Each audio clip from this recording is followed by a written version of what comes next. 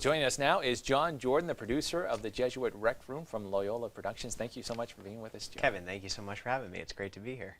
Maybe if you could tell us a little bit about yourself and how you ended up in Loyola Productions. Sure. Well, I'm originally from Boston here. Right. Grew up in Duxbury, went to Boston College, and ended up working for public television, WGBH, right here in Boston, which I loved. But going out to Los Angeles was always a dream, and I'm a writer as well.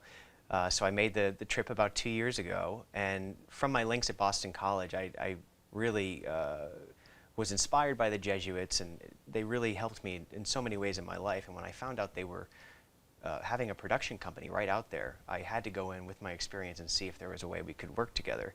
And hearing the projects that they were doing, documentaries and web series, as well as feature films and television shows, really spoke to me. And so thankfully they hired me, and I've been happy there ever since, and producing content that hopefully will inspire and uplift and bring people closer to God. So. Well, tell us about the Jesuit Rec Room. How did it begin? Sure. What was the impetus for it? Well, many minds came up with the idea, but my contribution started here in Boston, where when I was living in Fenway, I used to visit the Jesuits on Newbury Street, and I'd bring friends, and we would go over and have dinner there. And many of my friends, being in our early 20s, had drifted away from the church. Some were even devout atheists at that point. But all of the friends that would come ended up leaving saying, that was one of the best nights I've had in my life. You know, I didn't feel judged. I didn't feel like anyone was trying to pressure me, and yet I feel this curiosity towards God, towards this thing that I thought I had made my mind up all about. And so when I got out to LA, I thought, is there, it would make a great TV show, kind of chat show in that way, kind of like a fly on the wall, watching people with their guards down, talking honestly about subjects of faith and talking about pop culture too, and throw that in there. And you get a really great kind of experience that I think is welcoming to someone who is devoutly religious, but also welcoming to someone who's questions faith and is on a search. So when we started this out, we lucked out in that Anne Lamott, who's one of my favorite writers, agreed to do the show. And she is so funny and so irreverent, and her best friend is Tom Weston, a Jesuit priest. And if you've read her books, he's featured in all of them. But this was the first time they were on camera together. So Anne, Tom, and two other Jesuits hung out and talked about forgiveness and faith and sobriety and all these topics. Match.com came up, things that you wouldn't necessarily expect.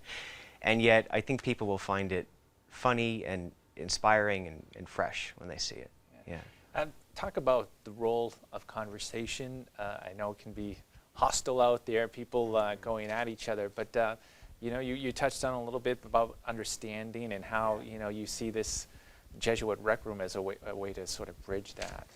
Well, again, I think this was modeled from what my experience is on Newbury Street, and that I would bring a friend who maybe was a bit defensive when they walked in the door and wanted everyone to know right away, I'm an atheist, and I don't believe in any of this, and then usually was kind of shocked that there wasn't a pushback, and there was still this welcoming attitudes and jokes and laughter, and so we kind of try to do that with this show, is that we're reaching out to people that perhaps aren't used to doing Catholic programming. So though Anne is a fantastic Christian writer, she hasn't done much with the Catholic Church, and so this was a really interesting mix. But in the second one, we also had Carolyn Mace, who was raised Catholic and still considers herself Catholic, but she's also a leader in the New Age movement. So for a lot of people out there, they don't consider her Catholic.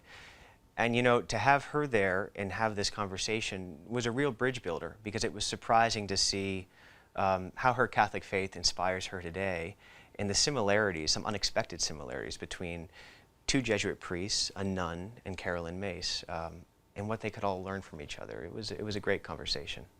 So. And taking a look at this now, I know you got a couple of episodes. Do you see this progressing, and what does it take to put this together? Well, besides prayer, it takes money, unfortunately, and we do want to keep this going, and we intend to, and we welcome all donations at loyolaproductions.com, because we really believe we want to put out programming like you see on Catholic TV, programming that continues the conversation, particularly with millennials, particularly with people that would say, I never want to watch something with a religious bent. and yet we hope we can catch them off guard, and that they might watch it and say, oh, something's happening here. I kind of like this. So we really want to keep that up, and that's what Loyola Productions is all about. So. And you can see the Jesuit Rec Room on Catholic TV, but if people want to find out more about, because I know you guys do a lot, as you said, documentaries and other things, where would they go? LoyolaProductions.com. You can see we've got a great documentary coming up about El Salvador in light of Romero's beatification that's going to be exceptional. So some great projects on there. Excellent. Thanks so much, John, for being with us. Thank you so much for having me.